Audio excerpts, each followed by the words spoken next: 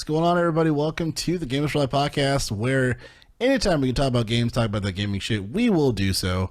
I'm one of your hosts, Jerrell. Of course, with me is my man, Arthur. What's going on, bro? Not that much. Rocking the flannel, assimilating to my people out here. All right. Right on. And we got Church in the building, rocking that sweet shite. What's going on, bro? Man, I'm staying cool, brother. Thanks for asking. Sipping some relaxing gin and juice, watching Olympics as well. But life's been good, man. I saw Deadpool and Wolverine. Nice. Been playing some games, and I got some thoughts. I got some opinions, so I'm ready.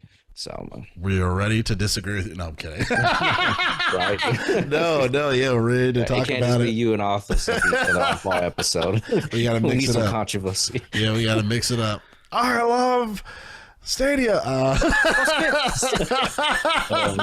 Man, I still have it. You know what? I'm gonna give you guys that as a Christmas present one of these years. I'm gonna send you the Stadia, collect this item. If we have more video podcast episodes, I'll happily put it within my viewpoint behind me. Just so the YouTube could go crazy in the comments. Like, the fucking Stadia? In like 2 years from now, kids will be like looking at rotary phone. What's that? What's a pager? What's that? And they show them a Google Stadia. What's that? Same category. Just conversations have happened a little bit more. By the way, another reason I like the Church. I like the quiet AC flex with the heat wave going on. You're like, yeah. Oh, electric bill. I got bills for that. Don't worry about that shit. I got the bands for that. Let it run, babe. You want 70? You want a 68 in this heat wave? I got you. I'll provide. I get to that 60. Let it. And he doesn't even have solar panels. He just balls. He's balling and shit. Well, he's like, "What you want, Edison? What you want?" Yeah, got to Franklin. Then that was crazy because I did tell my wife, let it go. Like, what's that? Edison says to avoid peak hours, do your laundry later. Shit, you gotta do laundry now. You do that laundry that's now. when you do it. That's less people doing. There you go. Peak hours. Peak of my asshole.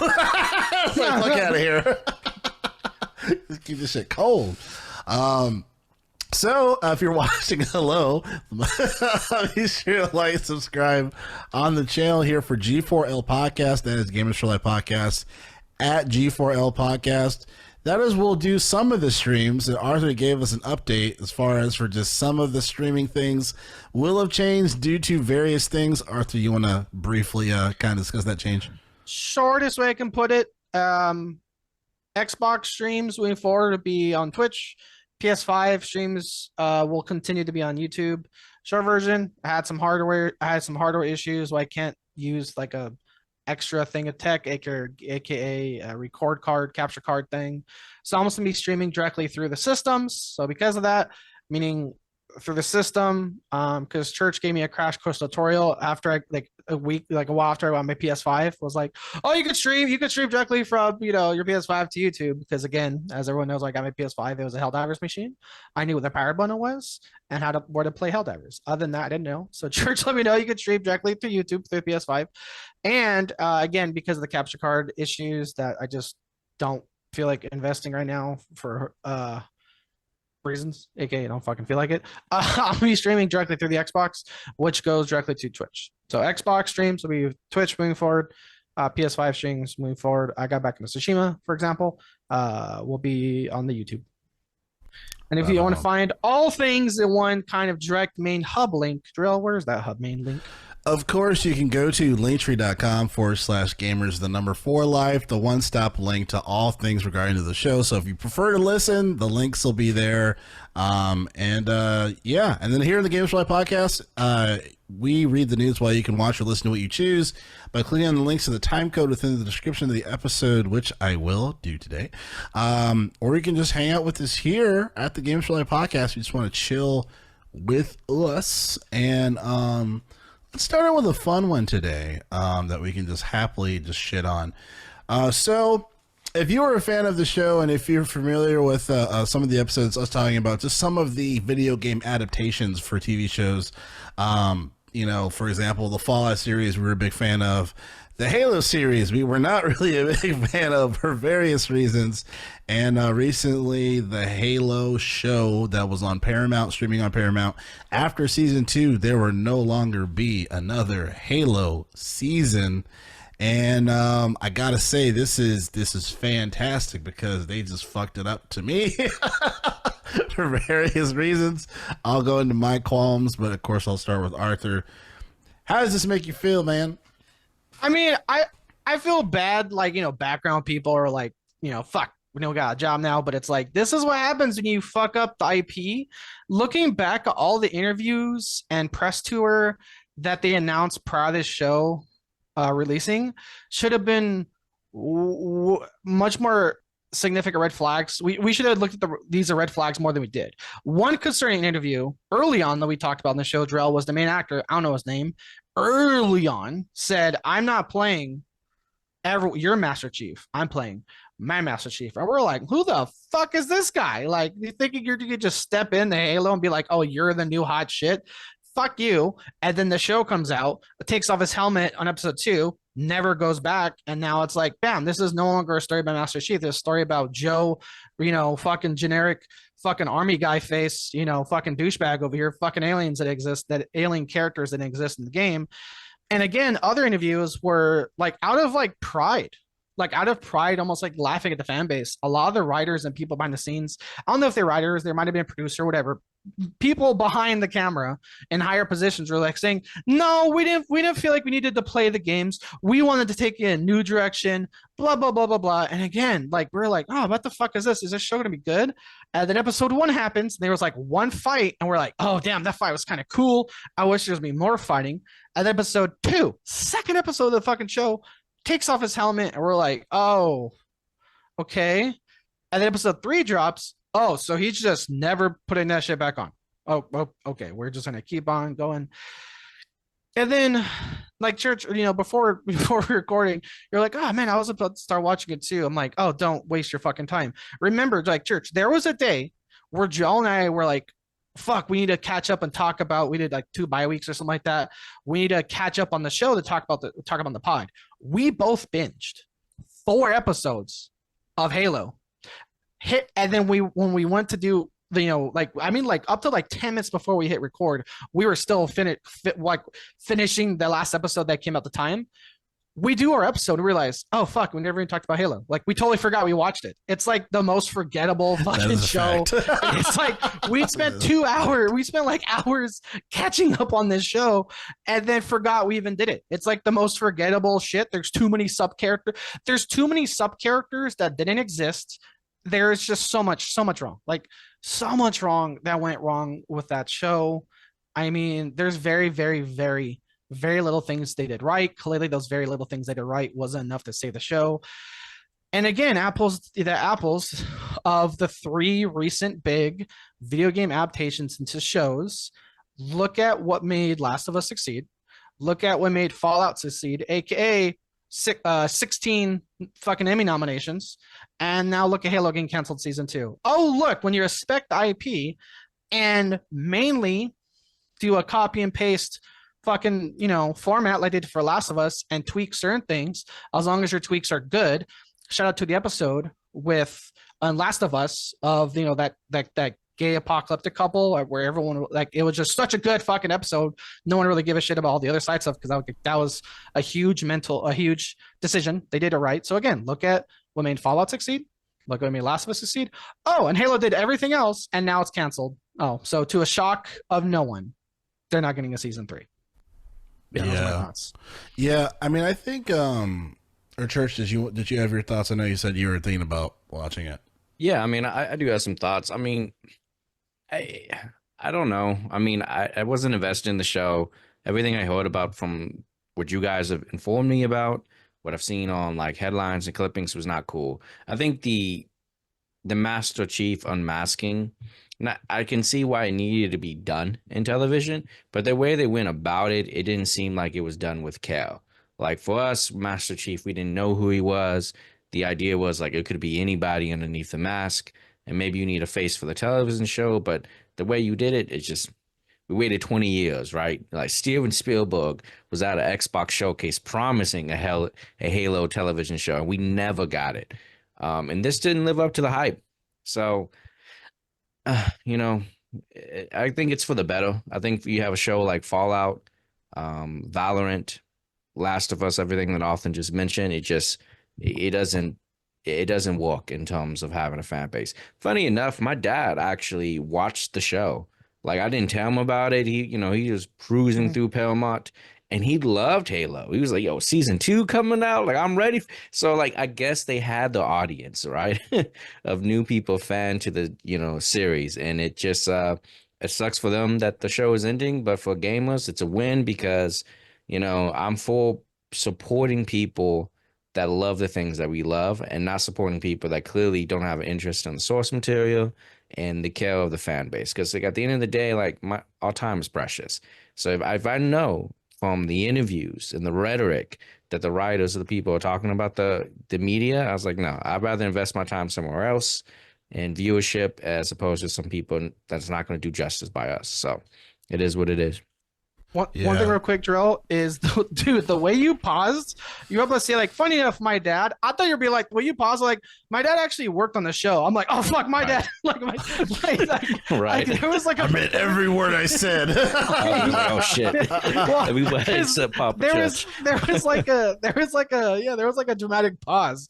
I'd be like, well, funny enough, my dad actually was, worked on the show and now he's going on LinkedIn like, oh fuck, my bad, dude. Just that pause, maybe like that pause, maybe do it like, oh shit, what's coming? And then your dad later, I like this show, things like that. But yeah, sorry. Other than that, like dramatic pause for a second, I was like, oh fuck, where's the sentence going? What are your thoughts, Jerrell? Yeah, so I think when it comes to when you're doing an adaptation of anything, right? Typically, for the most part, there's some type of source material that you can lean off of to create the atmosphere of the show and whatnot. As far as for Halo, there actually is like reading material. Like there's like a couple of books on that. So to me, it's like they had a layup, they had an opportunity to really dive into that.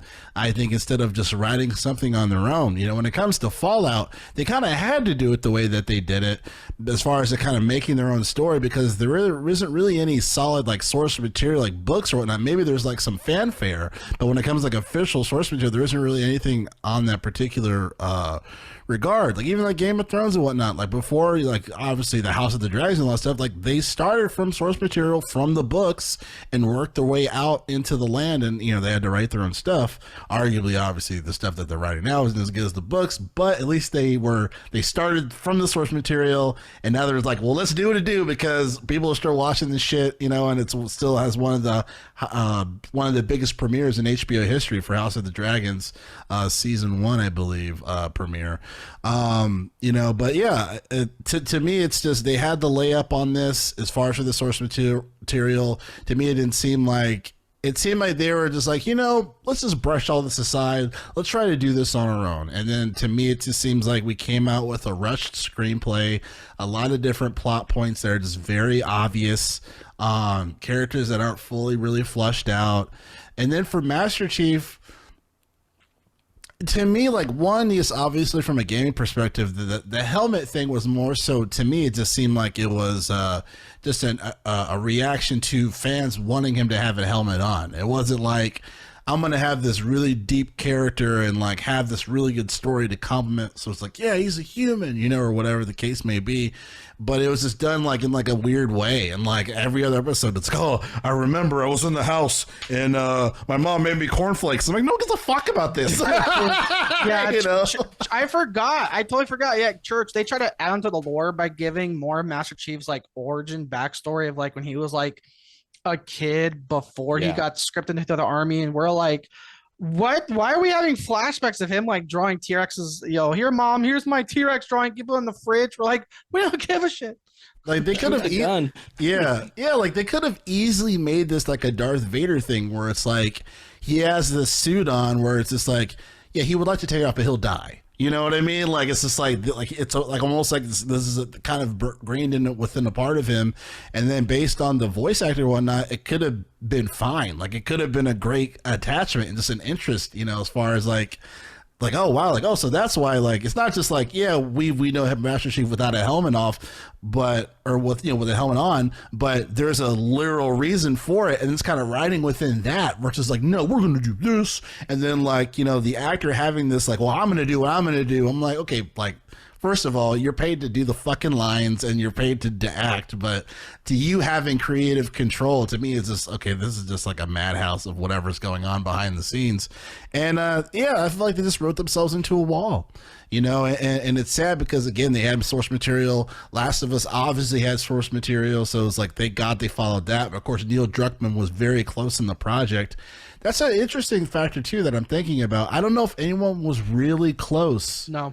Working with them during this. I don't think so. No, again, the interviews were kind of like they took pride on that. It wasn't like again, it was like, no, we're just doing our own thing. Nope, we didn't read the books. Nope, we didn't play the games, but we're still gonna make you a good show of our iteration of this of Halo. And it was like, okay, so I would like to. We were cautious from the start, but no one, maybe I'll say the word significant to the Halo. Either A, no one significant was truly involved in it, or vice versa, or B, they clearly didn't take any significant notes from said people if said people were even involved. Of like, hey, I recommend this. How about let's make up a new character?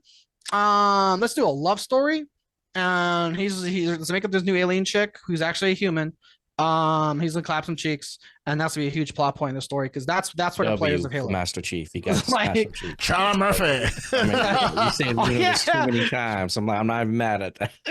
Dude, and that's honestly, Jerrell, I think that's the most memorable thing of the show is that actress name has a cool. The actress just has a cool fucking name. The actress that plays that chick, her name's Charlie Murphy. So we're quoting that Chappelle episode the whole time we're talking about that show. Yep, exactly. So yeah, I mean, and we gave it a chance too, right? You know, it wasn't just like we were just shitting on this. Like I feel like legitimately gave it a chance and we were watching. Yeah. Like, okay, the first episode was good, right? First episode was good, and then we just saw the path that it was going down to, and we're like, okay, like I can see why this won't last long. I don't want to. I won't rabbit hole because it's supposedly like a controversial like discourse. But like, remember when that show like first aired, and people were like upset or confused why that one Korean chick is like this main character. Which again, there's plenty of side characters to pull from the IP, from the games, from their books. There's plenty of characters to pull from. So the fact they just had to make so many up. We were just confused of like, okay, you're gonna make up this person and then do nothing with it. You're gonna make up this person, do nothing with it. There are too many side characters. But real quick, you remember, Jerrell, there was like a small discourse when people are upset about that Korean chick. They're like, hey, why is she in the show? Who is she? And people are like, oh, it's just the misogyny of video game fans. They don't like a Korean woman or a woman of color being a main character in a show. We're like, dude, just who is she? Like, you just made up this character. And I don't know. Like I said, Jerrell, the fact they made like that was one thing too. Like even as a show, like from a writing perspective, to make so many of their own characters, and like you said, to do nothing with them was like so weird. Yeah, like I didn't have an issue with her being a Korean lead character. It's just, to me, she was written really poorly. Like she had shitty lines. She seemed just really annoying, you know, like, because this is fucking Halo. Like it's a huge universe. Like, okay, make your characters if you want. That's fine. I have no issue with that personally. It doesn't have to be always by the book. Some type of source material leading would be nice, but make your characters, but make them thorough and, you know, like thorough character, well made characters. They didn't really do that. They didn't really execute that. She was in a couple of episodes, and then there was like 3 episodes where she wasn't in any of them.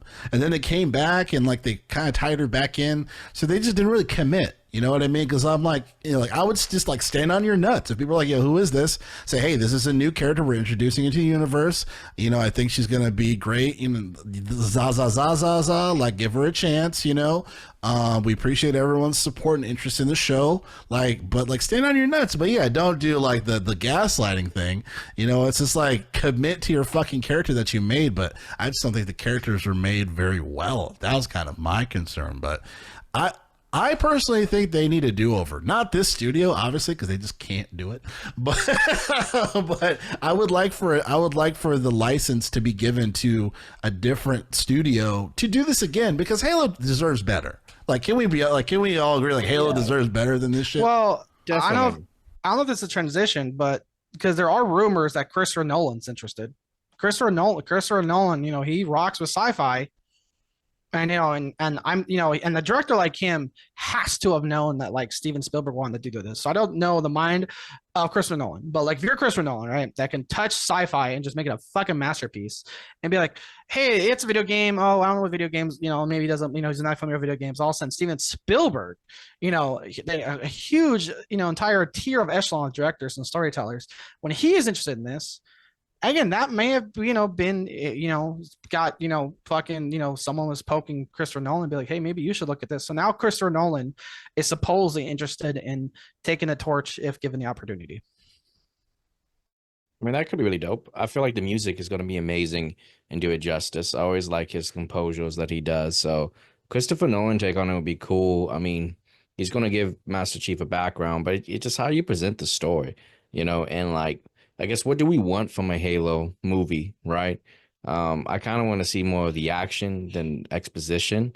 Absolutely. And just like, go for it. I mean, there is some good political, story. If you read the books and you get that in Halo 2, that mess of a storyline. But I think I kind of want to see the action, kill some aliens, save the world. Fuck it, get the go. I don't know. Like we're, Cortana. Like, let's just make it happen. Action is a must. No, I agree. It's like I remember I was talking to my brother about this. I'm like, this is a fucking first person shooter game, like based off of. We need more action in this fucking season. I was like, absolutely, yeah. We need more fucking. If Christopher Nolan takes this, here's like some honest advice. If Christopher Nolan does take this and you want to make this movie have some like one of the biggest biggest box office weekend in a while, like real shit, dude, you cast Ana de Armas as Cortana, fuck, dude, people are gonna show the fuck up. Oh my god, bro. I'm right with you, Arthur. Get this man a job. dude, you could just put out like one tweet. Christopher Nolan making a Halo movie. Only known decision so far. And Armas is cast as Cortana. Bam, that movie is guaranteed to sell the first week. Like, boom, this done. man has the vision. Wow. yeah. She's pretty smoking. As long as he doesn't do any Tenet shit, because to me Tenet was just like, okay, what the fuck is happening? Yeah, like, put a microphone in the helmet, goddammit. Yeah. We want to hear him talk. right, exactly. Yeah. All right, so I think we did that justice. So let's go straight into Marvel Rivals, just to kind of have something a little more newish to talk about here for the show. So, Church, word on the street, you played Marvel Rivals. You've seen it. You've played it. What's going on? What are we doing? You've zoomed in on Venom's cheeks. I did. So I was one of the lucky few people that got into the beta, and maybe I'll pass on the code to you guys. It's a lottery system going on, so I got it. Maybe this guy's crazy. I mean, I'll pass it on, but if you guys get it, like the first code I got, which was like on Thursday, I couldn't get in, so I finally got it on Friday. And I've been playing it here with the homies, for, a day or two. I probably put a good like 4 to 5 hours into the game or whatever, just kind of playing it around. So visually, I was hesitant about this art style they had for the game. From all the images, the YouTube videos, the Twitch streamers, I'm like, this cell shadedness, I'm not really into it. But actually seeing the game and playing it, I fuck with it heavy. I'm like, okay, this actually looks pretty good. It's very comic booky. I like the design of the characters. I think it's very true. And when you go to the hero selection screen and the animations between the different costumes you can choose, the lore panel that you can read, and just the interactions between the characters, very much like Overwatch, which is going to be a theme about my thoughts about this, is that they've stayed true to the characters thus far. So visually, the game looks pretty good. From the loading screens, it's very cinematic. I really like the style that really gets you engrossed and immersed into the universe that you're having. Now, gameplay wise, it's Overwatch. From the game modes to the 6v6, you're just gonna recognize it. It's payload. You're moving a cart. It's a spider bot that drops down that you have to move. Um, there's capture point modes, like, as well. So you're going to be very familiar with the game. So that's either going to be a plus for some people or negative. I think the developers have um they they Played a lot of Overwatch. played a lot of Overwatch, but benefited from what Blizzard has spent many years developing these game modes, right? They didn't have to reinvent the wheel. And I don't think the community so far is looking for like a new game mode. So, right. So they know how it works, like how you expect it to work. So that's really cool. What's different in terms of environment, the maps look similar to Overwatch, is destructible, right? So you have you can shoot through walls, break down a building a little bit. There's areas that you can hit right on the D-pad, which highlights anything in like a 360 radius that's destructible. And as you play the match, it actually rebuilds itself all the time. So you kind of have that coverage to come back. So it adds some interesting dynamic. I just can't tell if I take damage from a falling roof or not. Gameplay, it's Overwatch characters. I mean, the remixes of characters, like, would take somebody like Star-Lord. If you guys are a fan of Overwatch, it's Tracer, right? But without the blinking. But he also has Reaper's ultimate move author on a cooldown, just Death Blossom anytime he wants to. And then his ultimate is he flies high in the air and he's Soldier 76 in terms of the auto aim. It's crazy. So a lot of characters are hybrids of existing heroes in Overwatch, which is a lot of fun. I mean, Star-Lord's been awesome. I love Iron Man. He feels great to play. Black Panther, he's a complex character. I mean, I had to go to my boy to see how he plays, but he's going to take some time to get used to. I think he's more of like a Genji in terms of his movement. He's just high skill level. I've heard Adam Warlock has some mercy moves. Yeah, Adam Warlock has the, Mercy revive the entire team, which needs to get out of the game immediately. All right, that shit's OP. It's annoying as hell, bro. That's you spend that's entire the world time killing people, and they all come back. I'm like, oh, Jesus. That's the world I live in. Oh, you think you could eat your bag of chips? Put those fucking Cheetos down. Get back in the fight, jackass. It's insane. Even Rocket Raccoon, who's a healer for some reason in the game, he's support, bro. He has this ability. He could just place like a reanimation object anywhere he wants to, and as soon as one of his teammates dies, they get spawned immediately into it, and he could just hide it anywhere. So you have tank, DPS support. So the dynamic is very similar to Overwatch in classic in terms of 6v6. Now, and I think this is all good. It's very fun. I like the costumes. I can say, as of right now, I'm not a fan of the 6v6. There's a lot of things happening on the screen at once. There's a lot of things moving around. Like, it's a lot to keep track of. It's not for me. And the more I play Marvel Rivals, the more you can tell that the game's unbalanced. Like, somebody who's broken in the game right now, who's a tank, is just Venom. Boy, you cannot kill Venom. Arthur, he is Doomfist and Reinhardt combined. Like, you get his health all the way low, and then for ability on cooldown, he gets a shield, which is like 3/4 of his health. And then that you have to chip away at as a healer is bringing back his base health. And then as it cools down, it's just psycho and psycho. It's like almost like an Orisa a little bit too as well. It's like a Doomfist Orisa is how I would describe it. So there's some balance issues into the game that you have to play. And I think that maybe will be fixed with time. Like, it's not what's cut its head off now because it's not perfect in a beta. But you can tell with some abilities, like, dang, like, it's kind of hard to... We're all just kind of building ultimates to kind of break through this line to push the cart forward as much as possible. Maybe there could be some tweaking around that as well. I haven't played a character that I don't think is fun so far with a skill expression. Magneto as a tank is my tank. I think he's the most classic tank they have in the game. It's a lot of fun to play. It's more of like a Ramatra Zarya type of thing. He has a bubble, then he has a shield, and even Doctor Strange is a tank too as well. So which is kind of a weird thing to see. But yeah, Doctor Strange is a tank. He has a big, magic That shield that he puts bony up. doctor motherfucker. Yeah, bro. The choices of characters is kind of interesting. But the game is a lot of fun. I mean, I played it for the time I did. But the more I got into it, I'm like, dang, this is it's kind of hard when you even playing competitive is to break through a little bit. So I don't know. You guys have any thoughts? I can answer questions about the game. Jeff what the do you want? shark looks so fun. Yeah, he's awesome. He's pretty fun. He's very cute. He's just running around. Yeah. He's like a hybrid dog shark thing. He's cute. So with that was okay. That's also a core mechanic. I think that this game has a lot of other games don't have characters with tiny hitboxes. How is that going?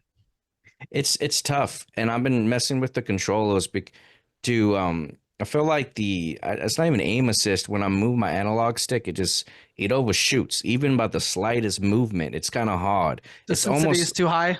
Yeah, sensitivity is too high, but it's not even like the sensitivity. It's just like I need to move Where it like just an where inch. where you decide to stop, it just always goes a little too much. It's like you're Yeah. curling. You just constantly give it too much oomph. Yeah, so I just kind of I'll pick lanes and just kind of fire it down and try to like aim for people's heads. But the small characters are hard to hit, right? The bigger characters are easier to get the headshots for tanks, so thank God. But especially for flyers for like Iron Man or any character of movement is going to be superior in this game. If you get somebody that understands Venom, Spider-Man, Iron Man, they're just going to dominate the lobby just because the positions they can take is just it's OP, and the escape ability is just ridiculous. They can attack from up high and they can run away, they can dive you backline, and they can without any consequences because of the healing, and they could come back to your team, get rehealed, and just repeat the cycle. The diving and momentum is going to be superior so far. I mean, Yeah. it's to the point where I liked my character was Punisher, right? Classic Soldier 76 character that you Yep. have, but he has no escape mechanism that's really that good. Like I can zip line to a higher ground, but if I'm getting dived by Venom, he's just going to chase me.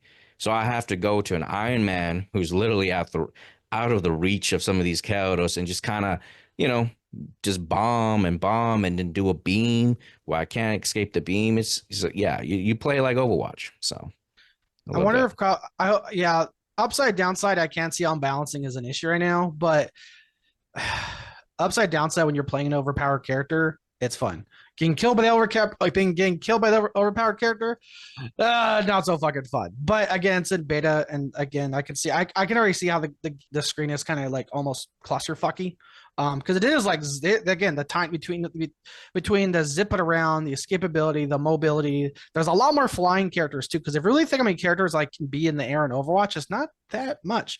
But clearly there's a lot more height-based characters in this game. Understandably, again, just because like lore-wise, they're heroes. Like how many heroes can literally fucking fly as a power? So how many of them may be able to go up or jump high or zip around? So, well, again, beta. The beta is definitely getting a lot of traction. So yeah, I mean, hopeful.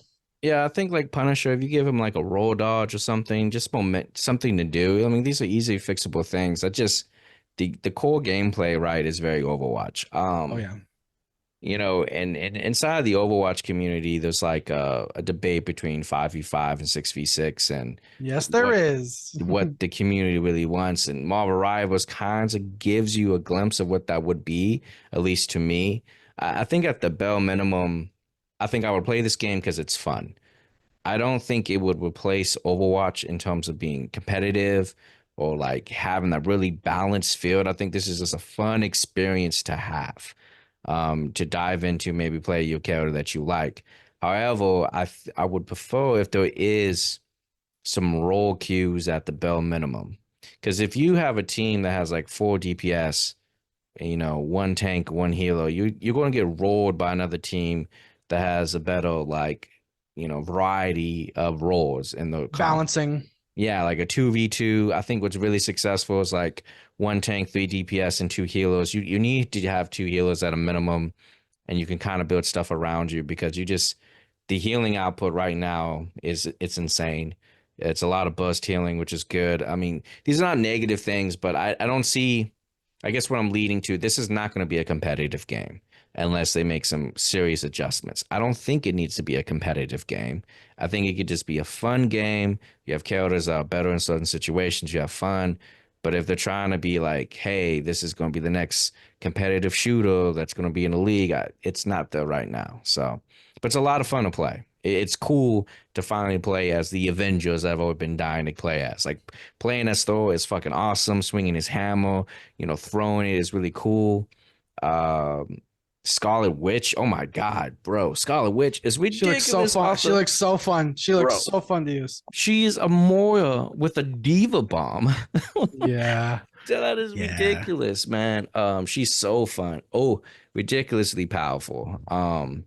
But it's a good time. And you guys should check it out, especially when you come out. If you're a big fan of Marvel games or Marvel Overwatch, big fan of Marvel, just play the game. So and here's the big selling point too, even for me, that I'm not the big I've kind of taken a step back from like live service games and the battle pass, repetition. I've seen a lot, but a draw that this game has to draw in people that are on the fence like me. Unlike Concord, this will be a free game at launch. Would it be littered with microtransactions?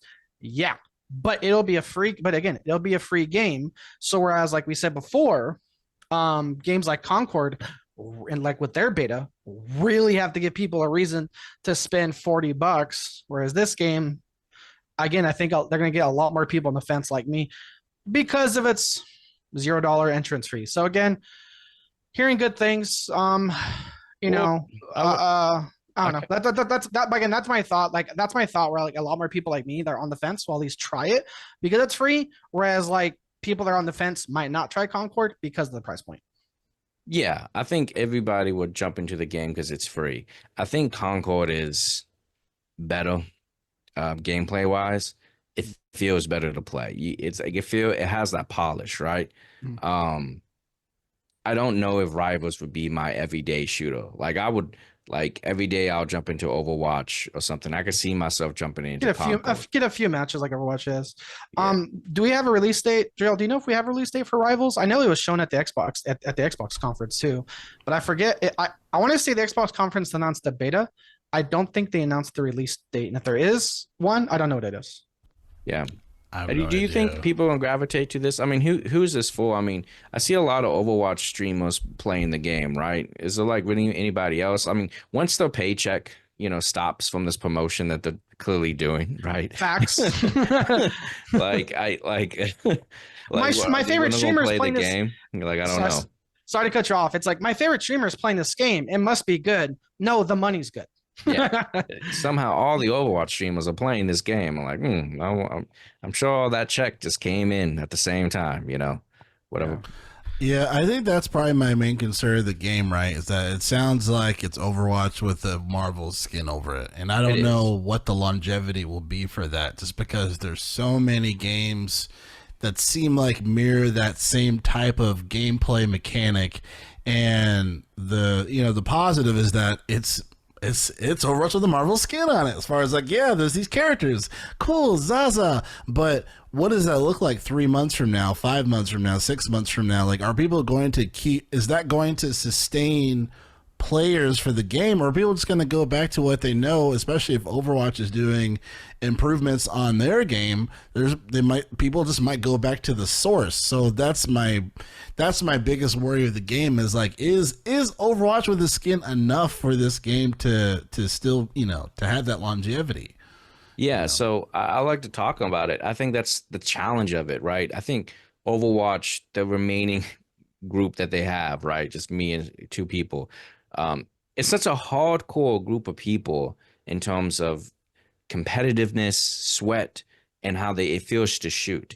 Like Marvel Rival is Overwatch with the Marvel skin on it, but it's not as good as Blizzard in terms of gameplay, how it feels. All the characters shooting feels the same. The healing feels the same. It doesn't have that uniqueness and the tactile feel that Blizzard spends so much time investing into it. That's why I don't think the streamers would say, like the hardcore streamers that want 6v6 back, they want a certain type of competitive gameplay back that's super hardcore. And Rivals, I can tell right away that it's not going to be that for them. And I was like, oh, you clearly getting a check. Like I can see this. Like, but I don't know if it would stay, but I don't think it needs to be. I think people just got to adjust their expectations. It's a fun game to play. And, you can play as your favorite superhero, and it's a lot of fun. And Arthur, as somebody that's been playing hours of Mercy into Overwatch, well, I'll get you the code, man. You're going to see what I'm talking about. It's going to be a blast to play, but you're going to realize that, like, they need to tighten some things up because you're more critical than me, bro. Like, trust me, you're more critical when it comes to this. I don't know, man. I live and breathe in that chaos. You've seen my Mercy. Like, oh, someone's about to ult. I got half a second to rest somebody. Yeah, church, get the fuck up. Let's go. Yeah, let's go. Like I will say I when I was maining Mercy, I would consistently receive surprising compliments on my revives. Like, oh fuck, you got him? Like, hell yeah, fuck, I got him. Did my goddamn job. That's what I do. But with Overwatch, speaking of that, I know we're here, going to talk about, speaking of 6v6. 6v6 is coming out to Overwatch. As someone that's still playing, that has clearly adjusted to 5v5. What are your thoughts on 6v6, Church? Yeah, so I think on my stance right now, let's start with the positive. Overall, I'm happy this conversation's over because the community on the socials, the medias, whatever, it's been a debate for like 8 months now. It's really been dividing the community. Like, you're a 5er, you're a 6er, whatever. I'm also like, yo, can we get guilds in the game? Can we improve this into the game? I don't want to fundamentally change the game because I think it takes away to other development times where we can make things better. But kudos to the 6v6 community who's been vocal about this for months to come. They finally got, something they want. They were able to raise concern where the developers were listening, and now they're going to implementing testing, not for a day or two, but for a couple weeks to see what form 6v6 could take, and if it could be permanent, and what variation of that could mean. And variation, I mean, is it 2v2, 2 tanks, 2 DPS, or is it 1 tank, 3 DPS? They're going to play different variations to see how it could work. I think technically, on the technology side, they're concerned whether the engine can even handle that just because of the complexity of the game it is today. Where I personally stand on this, I think it's cool to test it, but I'm 5 versus 5 in terms of Overwatch. And the reason I say this, I think I stepped away from the original game because the meta was very stagnant in terms like, if you didn't play this character or that character, you were clearly going to lose the match. If you're not running a Reinhardt Zarya and you want to play Roadhog or Diva and the other team had a Reinhardt Zarya, you're just going to lose the match, especially if they're sinking. I think, at least in Overwatch 2, I feel like every DPS character is viable, and you're swapping between characters more that you really like. I think Tank was a little bit in a rough spot. I think it's very fun to play now because it's kind of like OP in terms of the health, but I feel like I can choose different characters that I want to play and they still be viable in the game, as opposed to being stuck to like only, Zenyatta and Lucia is meta right now because of speed and Discord. I think the variety of gameplay is better, but maybe the 6v6 can work now. Maybe they learn the lessons and the balancing, it could work and we won't get stuck. But yeah, that's what's happening, bro. I think personally, I think the 2 tanks are just there's gonna be a format where 2 tanks just work better than other 2 tanks put together.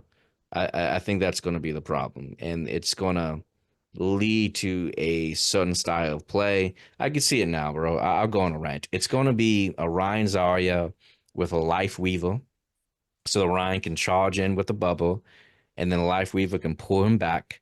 Right, and you're either gonna run a Brig or Ana, right, to sleep the Ryan coming in on the Zarya, right? It's gonna be a style of dive it's gonna be better if you play certain characters. I can see it now, Just bring back the classic, pirate turn the payload into a pirate ship. You get Ryan, You get Ryan, you get another bullet damage tank, you get a Torb turret and a Bastion, and then a Mercy buffing the Bastion, and just turn that bitch into a fucking pirate ship. Yep. Like, I have a question because this is my main. This is the main because this question is like my main thoughts on this 6v6 going back. This is gonna be like a separate mode added to the game, not replacing 5v5, correct? Yeah, so they're gonna add it separately. So it's probably gonna Okay. be under arcade or something like that. That's again, short version, that's good. I'm happy with that because I always believe you should I always believe when it comes to like features or modes or things that add to the game, add more options, don't take them away. So case in point, looking back to my big, big picture belief with Overwatch is, Overwatch 1, Overwatch like vanilla at launch was a clusterfuck. It was like, oh, you wanted 5 Genjis and a Mercy? Sure, do it. Will you win? 1 out of 10 times you will. That one time would be fucking insane. You would talk about your friends for weeks. The other 9 times out of 10, you'd be like, oh fuck it, maybe we should do something else.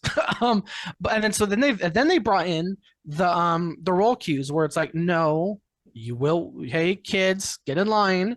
You will play 2 tanks, 2 damage, 2 healers. But down the road, they said, you know what? Fuck it. If you guys want it back, bam, it's back, but as a separate mode. I think games that do that have more success. Like when I look at Fortnite, I'm not saying to the success because Fortnite's own beast, but what I'm saying is Fortnite also had a huge update way back when they said, hey guys, you don't want building? Guess what? There's you can do Fortnite Classic where there's building and people build hotels and fucking cathedrals in 2 seconds of the resources, or you can play the no build lobbies in Fortnite and again they add in more without taking away. It was an option, so it's like, hey, you play your way. You want to play no build lobby, play no build lobby. You want to play a build lobby, play a build lobby. Same thing with Overwatch Vanilla. You wanted to play the role queue, play the role queue. You want to play fucking like 5 McCrees and a Mercy or something like that. It was usually something in a Mercy back in the day. So same thing with Overwatch. It's like, I'm glad they're bringing it back. And like you said, Church, if there still is the 5 versus the Sixers, fine. You guys both have your lobbies. You guys can both play a game and you can potentially both enjoy it. Because that's just my thing is when a game has a feature, mechanic, or lobby style, and then they take it away. I'm like, I don't know if taking away is the right move. You can just keep and add both as an option. Or again, Overwatch did it before with their classic mode. I hear you, and I think that works beautiful for Fortnite. And I'm pushed back on it just because Aaron Keller from Blizzard pushed back on that perspective too, because of player base. The idea is that maybe they could add 6v6 as an arcade as a classic to play. But the concern, I think the problem I have is not only queue times because of role lock. Like people don't want to play tank. I don't think adding 2 tanks to a match instead of 1 is going to increase the number of people playing tank. People want to play DPS. So if you splitting 5v5 and 6v6, I think it's just going to increase the queue times to get into a match. You have to go one or the other. As my opinion, either stick with 5v5 or if you're going back to 6v6, 6v6 across the board. Because it's just going to lead to too many 10-minute wait queues to get into a match. It's just the game fundamentally doesn't work like that. And if I feel like if you even have it in arcade, people are going to always want to be like, why can't this arcade game be a regular quick match feature? You're going to have to choose. And they kind of broke this down in a blog on this week when they announced it. They showed the charts. A deep dive into the data. Yeah, the deep dive. Oh, they brought the receipts. Okay, yeah. Good call. And kudos to them. Yeah, and why they chose this format. So they're willing to take a look at it just in case. Like, we may be wrong, but maybe we can approach it in a better way that kind of works for the community. And then, like, is it fun? Does it work? Or are we going to be right here? Well, hey, we got the 6 versus 6, but we still have like tank is still not fun to play because it's it's overpowered, right? Fundamentally, this is what I think is problem with the community. It's DPS players. Oh yeah, I think DPS players. Overwatch from day one has only been fucking DPS. Day one Overwatch has been as DPS is real quick, Church. I think almost like Jerrell kind of agreed too.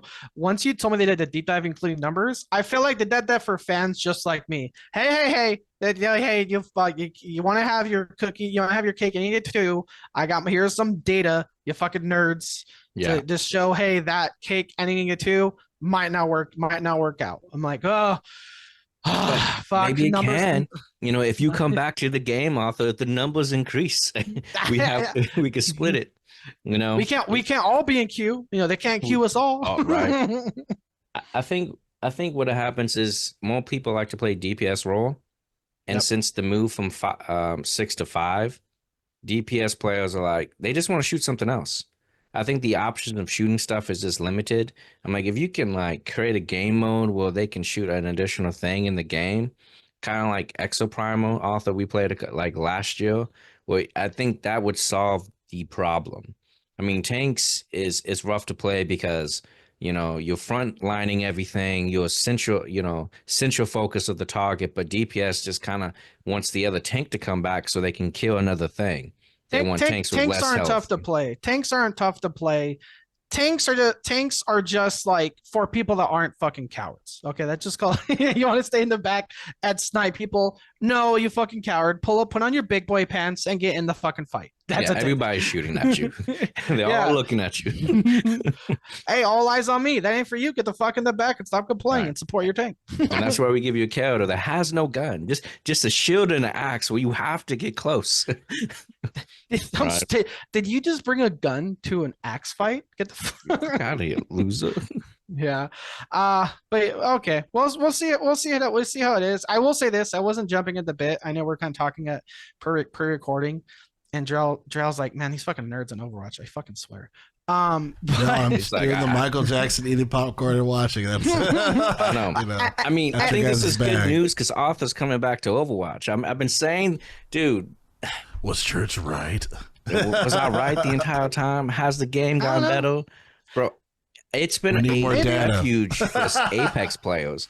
My people I play with now have all come from Apex, bro. That game was going to shit. Now they're back in Overwatch. They're like, yo, Overwatch is cool. They're fixing everything. Oh my God, this is so cool. The kills are free. You can actually earn currency in the battle pass to pay for itself. They bring it back 6v6. What else do you need? It's cool to listen to your fans again. It's like Diablo 4, they've started to fix that shit. Right? I will say this makes me happy. I'm not jumping at the bit because again, I stand on business when it comes to them bringing back 66. Like, hey, look, everyone say thank you, and I'm like, look, here's my thing. Don't promise me a cheeseburger. Take the cheeseburger away. And then months later, finally deliver that cheeseburger and expect a standing ovation. That's just when it comes to certain things on that. That's why I don't, fucking stop what I'm doing to say this is amazing. This is great. Like Diablo, I played it, but it was more like fucking things, late jackasses. But I don't know. Like I said, I do make. But are you going to eat that cheeseburger? In your analogy, are you going to eat it now? Yeah. I mean, again, I won't be like, I'm not going to, no further questions, Your Honor. Will I eat that cheeseburger? Yeah, probably. But when they turn that kiosk around, I'll be like 0% tip. Fuck you. Bye. I'm not doing nothing. It's a free to play game. So okay, this is perfect. So, again, that's another reason why, I kind of I did miss Overwatch. I put hours and hours and hours into my fucking healers, man. And I remember, like I said, I remember when Mercy rezzed the whole team. I remember when Symmetra used to have turrets and turrets before her teleporter. Dude, I will say real quick, I don't know if you remember OG Overwatch. Symmetra, they changed Symmetra so many fucking. Do you remember her ult where it was like her? It was a shield generator, right? It used to be a shield generator, and then it became the teleporter. Right. And then the teleporter became a move. And then she made a wall to divide the world in half. Exactly. And then so again, no, I have my receipts. I have my receipts. So again, that's not like I'm not I was on talking, the front my lines shit, too, brother. Overwatch. I was From there the with outside you. in. You Yo, know, hey, I was on the I front was there lines when of that. Cassidy was McCree, my guy. Like, Dude, like, I don't know. Let the record show, like Church says, man. Overwatch has always been a DPS heavy game, so I was a healer and tank since day one. So I got I got my scars. I got my and dog in a I fight. play tank, brother. So Yeah. I need my healers. So. Dude, a buffed Reinhardt or a buffed pig from My Mercy, chef's kiss. But again, will I get back into the game? Maybe. I will say this: I'm more likely to get back into it now than life was a few weeks ago. And again, that's the other thing too. It's not like I'm like it's in Well, terms come of back for 6v6. Are you going to come back for 6v6? yeah, I'll have to I'll re-download it. I'll give it a try. I don't know when I'll do it. Church. I don't know when I'll do it because that's the other thing too. Because there's a lot of games I'll let you know. I got back into Tsushima. I know I'm playing Remnant 2, so that's the other thing too. Is like a lot of games have dropped since then, but we'll see. I will say this: if you're telling me right now which game I'm more excited to play, if both were available right now, I would be more excited to play Rivals than Overwatch. As you should. We'll see. Yeah. I'm hoping they haven't nursed Murphy. I'm hoping they haven't nursed. God damn it! I'm hoping they haven't nerfed Mercy again because it sucks when I play a character that's fun and they're like nerf. Damn it! Oh, there's another Murphy. God, not Murphy. There's another Mercy update. Nerf. God. What are you doing to my girl? Charlie Murphy on the brain. Yeah, I know, right? Like, well, I'm covering like I'm combining nerf and Mercy. So Murph. But it just did suck when I just constantly played a character that got nerfed a lot. I'm like, what are you doing to my girl? Stop it. I don't know. I got nothing to say, man. I'll take my dub from now, and I'll take a leave. Hopefully 6v6 is good. I'm excited to see what Overwatch is doing because it seems like when is it drop? It's not out like right now. It's coming soon. No, it's not. It's not out right now. We're on season 11. They said they're going to bring it. You don't need to tell me that. I will never pay attention to the season numbers. Okay, so September. You know, September. Ooh, Space Marine 2 drops in September. I only got so much time to play. That's okay. So it's not no. I'm just letting you know, like realistically, like so like I said, Jerrell knows. Once again, anytime a Warhammer game drops, well, supposed to be on my birthday. That is a game I'm going to no life. So I think let's move on. You fucking Overwatch nerds. Girl, what do you want to talk about? So speaking of new games, Flintlock, Arthur, you played that. You did a stream on it on the channel. And you said it was kind of a Dark Souls-y type of gameplay, but I guess it was a Souls-like. Souls-like. But yeah, go ahead and go into your, as far as just kind of your analysis on the game. It was obviously one of those games that they showed during the conference, which I was excited about, and it looked pretty good. So kind of give us the rundown. So as far as I'm concerned, Flintlock is like the first major game to come out from that crazy godlike of a conference that Xbox had, and Flintlock for me is a big dud / mid game. It's not horrible. It's not amazing. It's not, Jerrell, stop what you're doing. You got to get Game Pass right now to play this game. No, it's one of those many games where I wouldn't have even tried it if it was on Game Pass. And I already uninstalled it. Now, I will say this. I didn't install it just because it's like quote unquote mid. I installed it because, and you guys know this, I can't commit too much to so many Souls-like games, which I'll get into in a minute. I can't commit too much. I don't have the time to like learn all the mechanics and masteries and shit. But the game itself, okay. The game itself and why I'm giving it like a 6.5. I'm giving it a 6.5. I was thinking a 7, but I'm going back a bit. Here's why. So first off, I will say this. There's a quote unquote controversy because it came out that Sweet Baby Inc. and this really big DEI company was behind the writing. So people were review bombing it. They're like, oh, why is a Souls-like game containing another like black woman or whatever? I don't give two shits about that. Like I'm giving it a 6.5. I don't give a shit about that. I mean, also how do you make a fucking black girl have a flat ass? But whatever. When it comes to that, no, let's focus on that for a second. No, because like what are they doing to our sisters and not being? Are they ashamed of curves? Like I don't Go ahead. The running joke is like DI is inclusive unless you're an attractive woman. But Wow. but for this game, speaking of butt, Oh, wow. Sorry, go ahead. but speaking of butts, so this game, it's a Souls-like game, and a couple things about this because there's a lot of like the kind of like bullet points on this. First off, the gun. So it's called Flintlock, right? You know, it's like hybrid fantasy if they exist in the world of like World War One, not even World War One, like Flintlock, you know, like musket types of guns. First off, I think Flintlock may go in the record books. I'm not even joking about this for the game with the smallest barrel of a gun in any video game.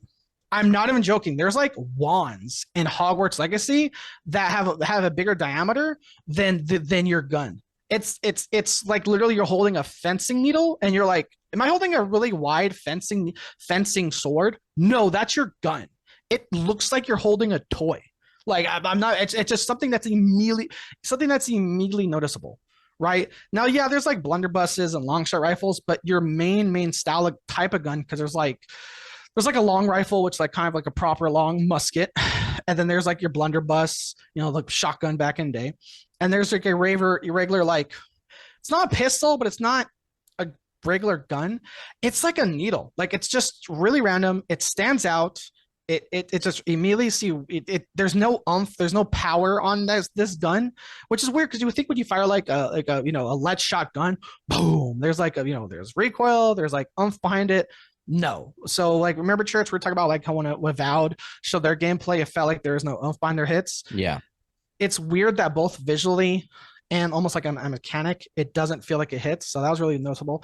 Also too, I've never seen a game reuse so many assets than this game. I'm not even joking. Like it's on stream. I counted. You walk in. So the game, at least the 3.5 hours I played, it's an open world game and it has a very Ubisofty mechanic where you have to like go to this town, liberate it, free it, go to this town, liberate and fill it. And there's of course story missions, there's side missions. I didn't dive too much into the game. I was like, I got to go sleep for work. The game dropped on the Thursday.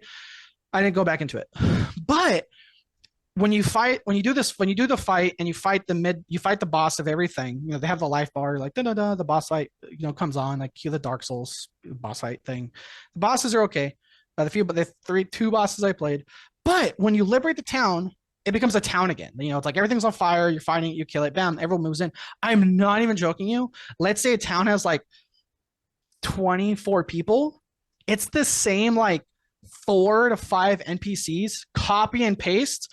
Just someone hit Control C and just went Control V, Control V, Control V, Control V, Control V, and you immediately notice it. Like I thought like there was for half a second, I thought like, oh man, this guy knows magic. He's teleporting. He's following me. No, they just reused the same fucking people. I've never seen it. I've never seen a game, but it was so noticeable. You walk up and you hear like Cyberpunk, right? There's all these NPCs. You just hear banter like blah, blah, blah, blah, blah. Oh, my wife's cheating on me, whatever. And you're like, what? That's crazy. Blue shirt dude's wife is cheating on me. He's talking to red shirt guy. And you look left, bam, that same people, blue shirt guys talking to red shirt guy. You look behind you again. Oh, there's another blue shirt red shirt guy. And there's another blue shirt red shirt guy.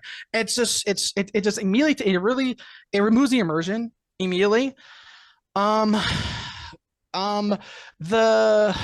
fighting, the Souls like stuff of the fighting, it's weird because to do a parry, you have to hold left bumper instead of just like tap it. So again, like Ghost of Tsushima and like many other parry system mechanics, you can just bing, you can whiff it off, you can do it.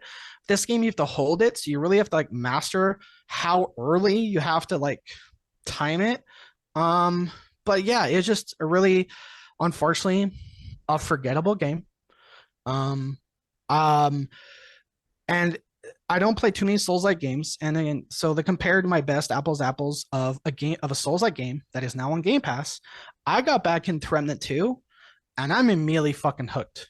Immediately, like going back to Remnant 2, like going from Flintlock to Remnant 2, it's like, okay, this is how you do a Souls-like game. This is how you take the formula that From Software has mastered and put it like your flicks of salt and seasoning on it and cut it up this different way.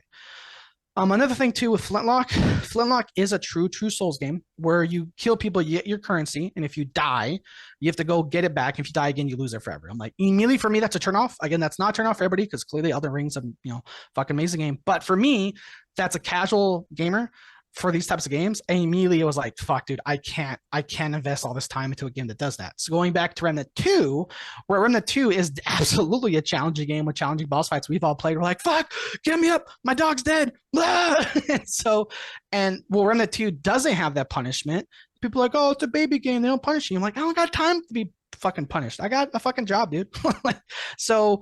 But again, going from apples to apples of one Souls-like game on Game Pass, which Remnant 2 is. By the way, a new plug on the show. Remnant 2 is now also on PlayStation Plus Premium. That came out on PlayStation Plus Premium 2 weeks ago. So you guys will probably now start hearing me say what games are also on PlayStation Plus Premium. Rare, because not too many games do come out for it. But just let you know, growing. We got more sponsorships. Appreciate everybody's so long support. Game Pass. Yeah, exactly. So now, all I might dig right in Game Pass. I'm dipping my foot into the realm that is, PlayStation Plus Premium. Side note though, I won't be playing a PlayStation Plus Premium because my data can't transfer, and it's one of those cross-platform games where PC and PlayStation 5 and PC and Xbox, but not PlayStation and Xbox. So, but yeah, honestly, Flintlock's a skippable game. Church, I know you like your Souls likes. I'll tell you, stick to Elden Ring DLC. Join me back on Remnant 2. New DLC got announced. The current DLCs are on sale. That's why I got back into it. The roguelike mechanic of Remnant 2 is great, but again, I just think Flintlock Siege of Dawn, unfortunately, the first main drop from that conference is a big letdown. Before I give my thoughts on Flintlock, as far as you're responding to your feedback on it, there's kind of a deeper conversation to be had with Dark Souls-like games, right? There's kind of this not controversy, but conversation online as far as should games be easier for people, basically, right? Because didn't Elden Ring have an update as far as making certain things easier? Because there is a huge rah online for this game's too hard, blah blah blah. Like my side is like sorry bitch, you know what I mean? Like if a game's too hard, play something else. Like I don't think one game should be for everybody. Like in my opinion, like some games have very specific mechanics. If you're gonna play a fighting game, don't expect a story. You know what I mean? So it's just like I think when there's certain mechanics designed for certain games, you have to adapt or choose a different game. Maybe this game isn't for you, and that's not a bad thing. I think companies, a lot of them are trying to just soak up as much cash as possible where they can increase their target market where everyone will be able to play a game. I just don't think, to me, this kind of waters down, to me, the art of like, there's an art in how difficult, these Dark Souls-y games are. Like that is a part of the notion, right? I mean, what are your thoughts, Church? Yeah, I think not all games are for everyone, unfortunately. So I kind of echo your sentiments. I don't think they should make the games easier. When we say the games are hard, it's also fair at the same time, right? I think the problem with people experience different genres that may be coming from, the Fortnites or the FPSs, well, the feeling of reward is immediate. Numbers go up, therefore I feel good. Dark Souls is not that type of game. Your number don't go up until you put some time in. You gonna have to discover yourself as a gamer. Like this ain't a children game right here. It's gonna test your feedback, your patience, your memorization. And as hardcore gamers that we are, it's the pinnacle of game experience. It's like, well, you kind of put everything you've learned through the years through the ringer, and like, are you good enough to beat this boss or proceed to the next level? And I don't think it needs to change. I can see from Software's position where they kind of want to make it easier because Elden Ring is such a big hit. Like they want to keep that new audience they have. So, I mean, I don't know. If they have a next From Software game where they be like, hey, because they can't even do a story mode because the stories are always so convoluted, right? Yeah. It's just, right. It's not like the narrative experience. It has to be the classic Souls experience. I'll choose classic every single time. and for some reason somebody wants to go into a Souls game and have an easy experience, a new game mode, I'm not against it, but like I judge you. I'll judge you. Like, what are you doing, brother? Why are you over here? Like, there's only one game mode. Like, I'm gonna judge you. Yeah. Like even for even stepping aside from like the Dark Souls games, like say if like an Injustice or like a Mortal Kombat, right? Like or a Tekken, even like you have character or Street Fighter, like there's people that really learn these fucking characters, and then you have people that just want to button mash or whatever, and like, oh man, this game's really hard, you know? And it's like, yo, bro, like Homeboy's been mastering this character. He put the work in. So if you can't fucking beat him, you know what I mean? Okay. It's like you gotta do the work. You know? Nah, fuck that shit. Hard, bro. We got a button mash, everybody. Yeah. Nah, man. We got this. Street Fighter did what? Smash Brother controls. Like, let's go. I mean, dude, like Tekken combos, bro.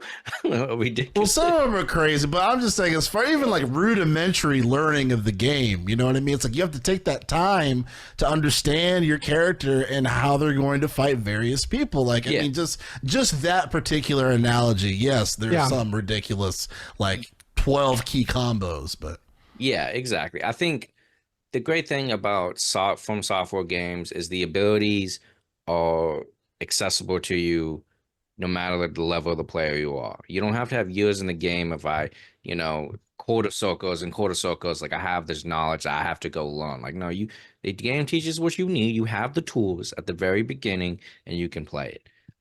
So I'm not with that movement. Arthur, I get his perspective. Like, yo, I have a job. I don't need to get punished. I'm just trying to, play some good games and have fun.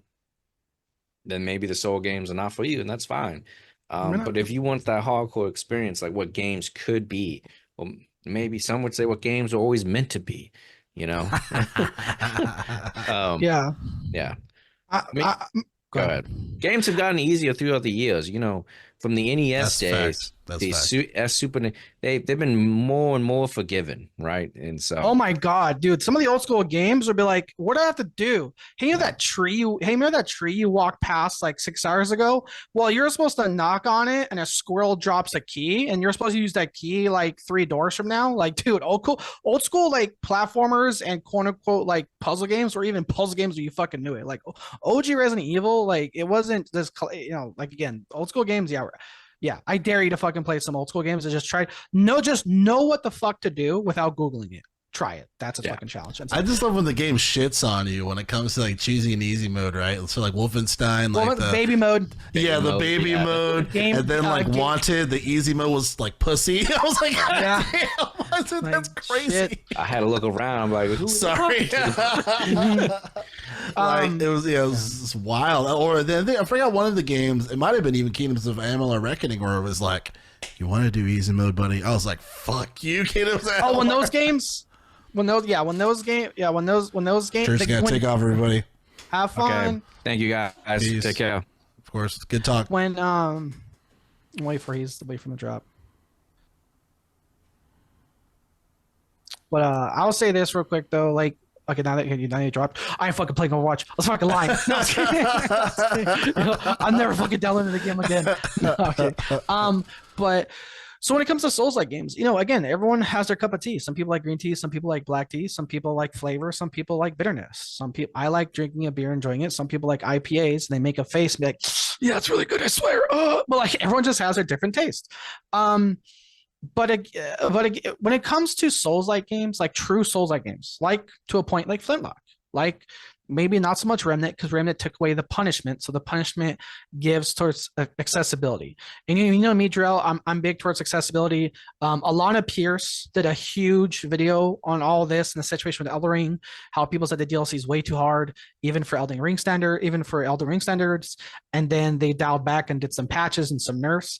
But as a whole, when it comes to From Software and true Souls-like games, to me, they're the epitome. You get out what you put in. If you put in 3 hours into a From Software game, then you're only going to get 3 hours worth of a lesson. And that's just how it is. A really good example of a Souls-like boss is the Cube in Remnant 2.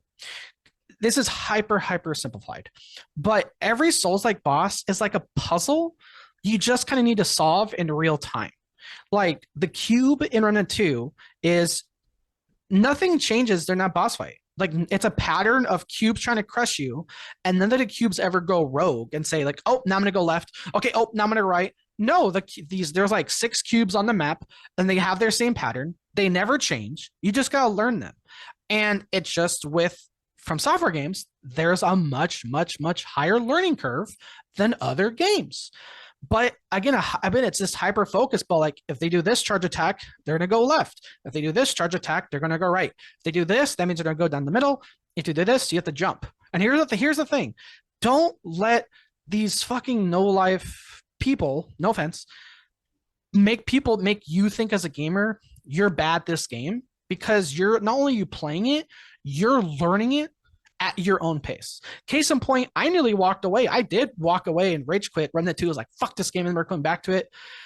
And then I went back to it, and early in the game, short version, I beat one of the hardest bosses in the game way the fuck too early than I should have, because that game was roguelike. I got a bad roll how early I had to fight that boss. But again, you just have to learn it, and again, you get out what you put in. So if you put in like 3 hours worth of lessons, you're only gonna, that's all you're gonna get. And Elden Ring and From Software games, true From Software games, take time. And that's the thing with me, I can't always guarantee I can give those games that time to learn what I need to learn. So I don't really even start playing it knowing I can't commit. And that's the thing. And one thing I will say, I almost said church. One thing I will say, Jerrell, for context for the Elden Ring DLC being too hard, it brought up a topic. It brought up another bigger topic amongst the From Software community is players weren't using all the mechanics they had available to them. Like people are saying, oh, the Elden Ring DLC bosses are too hard. And then all of a sudden, Asmongold and a few other streamers start using shields. And also like, oh my God, shields work. And I was like, yes, it's just people that don't use shields didn't realize, oh my God, shields are actually a good playstyle. It's just because they weren't using all the mechanics and resources available to them because it wasn't to their build, or they felt like it was cheating. And that goes back to my fighting analogy, right? Yeah, like you just gotta learn. Again, you get out. That's my thing. How I can sum it up is true Souls like From Software games. You get out what you put in. And again, someone like me, I can't guarantee that I can put in the time I have to put it in to learn what I need to learn. So I very cautiously play those games. For me, in terms of accessibility, Remnant 2 took away the punishment of dying, because that's the thing with true From Software games and Souls-like games. When you kill somebody, you get this whatever currency it is, and that currency is everything. That currency is how you buy stuff. That currency is how you level stuff up. That currency is how you unlock more shit. That is that one currency that you need for everything. And if you die, you drop a bag, and if you die on the way to pick up all the currency you've collected, it goes away forever. And Remnant 2 took away that punishment, so that still has a challenge of a Souls-like game, but without that punishment, making it more accessible. So again, it's not your thing. It's not your thing. But again, if you do go into a Souls-like game, don't come into it like a streamer. Don't come into it like a cocky influencer. Like, I'm gonna fucking one shot this boss. I'm gonna fucking do this boss fucking first try. You might. I do sometimes as a casual gamer. But if you don't get mad. That's part of the formula. That is the formula. Right. Is play, die, key important step, learn, and then apply what you've learned. Right. And going back to Flintlock really quick, as far as just like the quality of the game and how it was one of the big games within a line of games for that fucking conference, it definitely is concerning to me as far as them releasing a game that's kind of pretty much half-baked, if you will, visually, not to mention the mechanics of the game. So, I mean, it sounds like the game was undercooked, you know what I mean, as far from a visual perspective, and then just from the overall game in general, seems like it didn't really pull you back. Obviously, you uninstalled it, right? I just hope that this isn't an ongoing thing for Game Pass. This is the problem that I have with Game Pass. So I'm not subscribed right now, but they have it. To me, Game Pass is excellent for preserving library of older games that are fantastic, and also indie. Right, we've had a conversation as far as indie bringing light to to those games. I think it's incredible. But when it comes to newer games releasing, and these. There's slowly but surely becoming a paper trail of these games that are supposed to release that are highly anticipated on the Xbox platform that tend to be a really big failure. Redfall is one of those games. Flintlock is another one of those games, unfortunately, now. And we're just creating this red tape, if you will, of, okay, what's really going on? It's like Phil talks about how, we're really proud of all of our teams working really hard to deliver quality for Xbox, and we get these haphazard games, and then he has to walk it back or just not say anything or whatever and talk about it later in an uncomfortable interview. It's like, how many times are we going to get that? So I'm a little concerned as far as for the future of these games. Like, I don't want Avowed to be another Flintlock situation. Like, I want Avowed to do well. Like, it's fucking Obsidian. I think it absolutely has the ability to do so. The stuff that we've seen so far from it has been like, okay, like, cool, you know what I mean? Like, I'm not like, yes, let's go. I'm like, okay, this seems a little janky, but I'm down to still play this, etc. So it's a little disappointing as far as for this it being kind of an undercut game, Flintlock, and hopefully this won't be a trend for Game Pass. What are your thoughts on that? Well, unfortunately, there is already a trend of there. It's been a number of years since an Xbox first-party game and or exclusive was nominated for Game of the Year. Now, I know that's kind of a echelon tier of like not everything has to be Game of the Year, but again, that is worth noting. Like, there hasn't been a year, I don't think, where a Sony first-party game or a Sony exclusive hasn't been nominated for Game of the Year. Case in point, Helldivers 2. Helldivers 2 is not a first-party title from Sony, but it is an exclusive that is worth noting in their fucking catalog now. Game Pass, in our group chat off pod here, Jerrell said it perfectly. Is like Game Pass is becoming known for meh games, and like, hey, new challenge, make a Game Pass game that isn't a 7. Like, and like, it's because it's been a while. Like me, like Ori, like Ori, the Blind Forest, and Ori 2, Will and the Wisp. It's been a while since we've seen an exclusive or a game on Game Pass, period, being 8 or higher. Look at a game that's supposedly supposed to be playable for 10 years, Starfield. And it's like, sorry, dude, people don't want to play, fucking empty planets for 10 years. And speaking of planets, 1-to-1 for 10, not maybe 10 years, but No Man's Sky. Like, No Man's Sky had another amazing update of the world's update. Yeah. Which is on Game Pass, but we don't link it with. But again, just something about day one exclusives and Game Pass, you're right, is becoming synonymous with meh. Like, I think Flintlock could have been a game where it could have been improved from its meh 7 status if it was cooperative, because that's just a fact of life we know. Even a horrible movie is made better with friends. Even a horrible game is made better with friends. So I think having Flintlock being cooperative could have made it like a little better, because you could have just shared that experience with other friends. But I don't know, man. Honestly, like, I know you and Church are excited about it. I don't see Indiana Jones being like a 9, maybe an 8. Oh, let's be clear. I don't think. I mean, it looks cool, but I have no idea how the game's gonna do. Like, yeah, I don't know. So, again, like you said, we can't have Phil. Phil, we appreciate the accountability and the apologies like you had for Redfall, and fucking whatever the fuck happened to Halo Infinite and Starfield now. But like, do you know what we like more than apologies? Good games at launch. Like, yeah, deliver, for God's sakes. Like, hey, I'm glad your service recovery is on point, but how about your quality of product improve? Like, just facts. So yeah, man. There's still a lot more games on the catalog currently that make me want to keep Game Pass, like Remnant 2. They just announced a 3rd DLC. So of course their previous 2 DLCs went on sale. I bought the bundle. Now I'm getting back into it. But I don't know, man. I think there's a few games in Game Pass that will be better than the 7s, but they're definitely not synonymous with like Xbox or like what Xbox is. Like the Persona series. Like that was amazing. How can I put this? That was an amazing idea to bring Persona and the Yakuza, whatever they call them now, like a Dragon games onto Game Pass, which absolutely improves the catalog. But what we're going with is they need to improve because it's clearly a huge fucking talking point at these showcases. Day one launch Game Pass. Okay, now how about you start delivering that these day one launch pass games are 8s and above.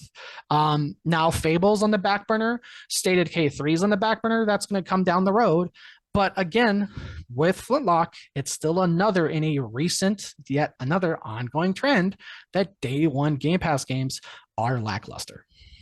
Yeah, I'm worried. And then it's funny too, because one of the last things I thought about, we're near at the end of the show here. I think we have some good solid topics here today. But one of the things that I'll say definitely, I have a prediction regarding the Call of Duty Black Ops 6, front 6, right?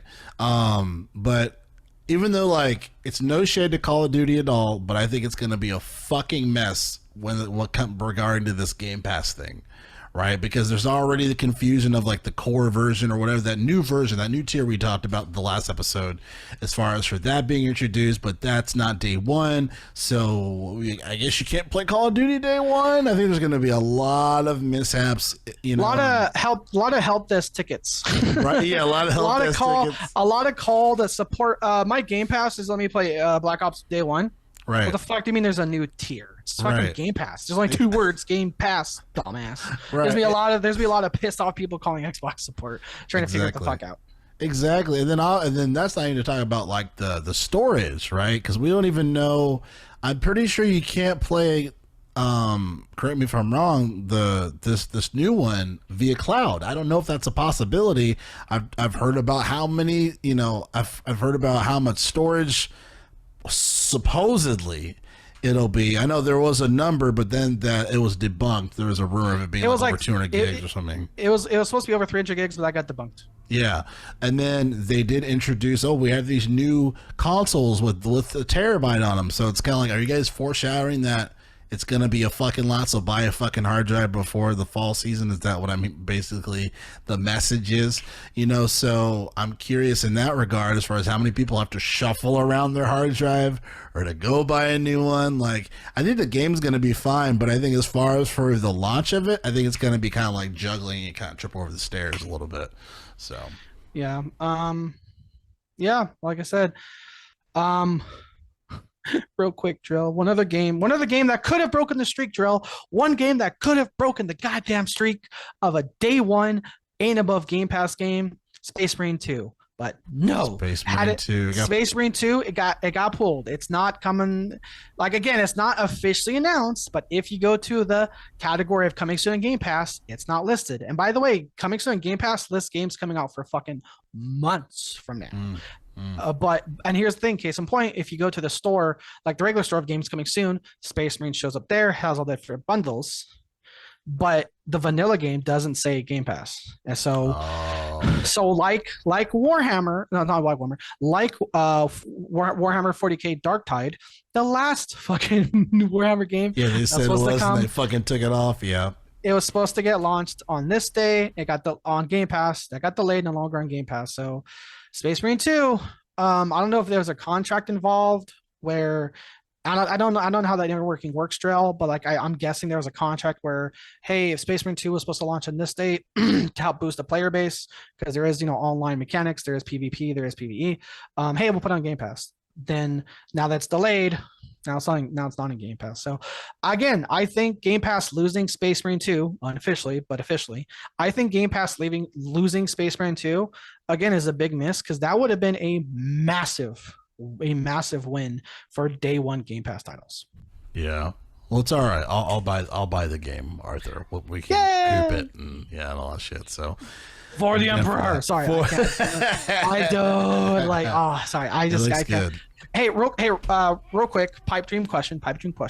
So, because David Bautista kept saying how much he wants to be in Gears of War, put him in Gears of War, they gave him his own skin.